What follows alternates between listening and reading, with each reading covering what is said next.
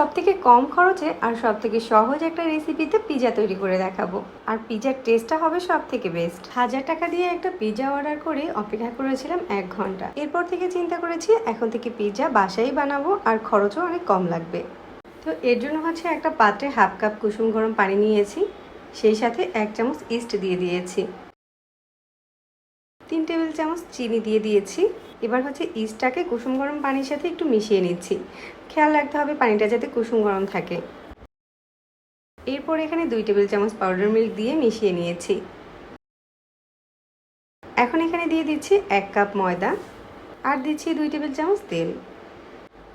এখন হচ্ছে ময়দাটাকে হাত দিয়ে খুব ভালো করে মাখিয়ে নিচ্ছি।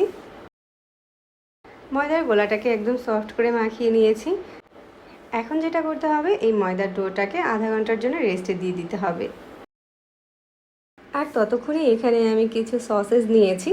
আজকের পিৎজাতে কোনো ধরনের চিকেন ব্যবহার করছি না, আর এই সসেস দিয়ে আজকে পিৎজাটা বানাবো। সসেসগুলোকে এরকম পাতলা পাতলা স্লাইস করে কেটে নিয়েছি। তবে হাতের কাছে চিকেন থাকলে কিন্তু এখানে চিকেনটাও ব্যবহার করতে পারেন। আর এই সময়ের মাঝে দেখা যাচ্ছে পিৎজার ডোটা একদম ফুলে ডাবল হয়ে গিয়েছে আর একদম সফট হয়ে গিয়েছে। এখন এই পিৎজার ডোটাকে বাটি থেকে তুলে সামান্য কিছুটা ময়দা লাগিয়ে তারপর হচ্ছে একটা ফ্রাই প্যানে নিয়ে নিচ্ছি। আর আজকে এই ফ্রাই প্যানটাতে করেই পিৎজাটাকে চুলায় তৈরি করব। ময়দার ডোটাকে হাত দিয়ে যতটা সম্ভব চেপে চেপে একটা পাতলা রুটির মতো করে বানিয়ে নিচ্ছি। চাইলে কিন্তু রুটিটাকে বেলেও নিতে পারেন।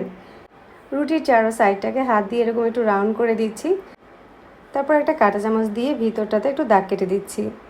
এবার রুটিটার উপরে টমেটো কেচাপ দিয়ে দিয়েছি। এখানে পিৎজা সসটাও ব্যবহার করতে পারেন, তবে পিৎজা সসটা অনেক এক্সপেন্সিভ আর সবার হাতের কাছেও থাকে না। পুরোটা ব্রেডের উপরে সসটাকে লাগিয়ে নিয়েছি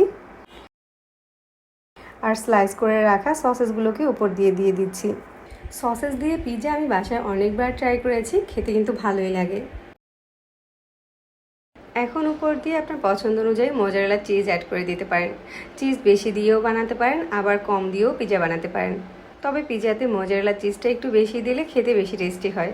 এখন পিৎজার উপরে আমি ক্যাপসিকাম দিয়ে দিচ্ছি, তবে এটা স্কিপ করতে পারেন, হাতের কাছে থাকলে দিবেন, না থাকলে বাদ দিবেন। কিছু কাঁচামরিচ কুচি দিয়ে দিচ্ছি, পেঁয়াজের পাপড়ি দিয়ে দিচ্ছি আর চিলি ফ্লেক্স ছিটিয়ে দিচ্ছি। এগুলো উপর দিয়ে দিলে পিৎজাটা দেখতে একটু সুন্দর লাগে, এই যা আর কি। তারপর হচ্ছে উপরে অরিগানো ছিটিয়ে দিচ্ছি। অরিগানোটা দিলে পিৎজাতে সুন্দর একটা স্মেল আসে। এবার হচ্ছে এই তাওয়াটাকে আমি চুলাতে বসিয়ে দিচ্ছি। ঢাকনা দিয়ে ঢেকে আমি অপেক্ষা করছি 15 মিনিট। এই সময় চুলার আঁচ একদম লো করে দিতে হবে। অল্প আঁচে পিৎজাটা বেক হলে খেতে দারুণ হয়। পিৎজার উপরটা দেখেই বোঝা যাচ্ছে চিজগুলো খুব সুন্দরভাবে মেল্ট হয়েছে। এখন পিৎজাটা গরম গরম পরিবেশন করেছি।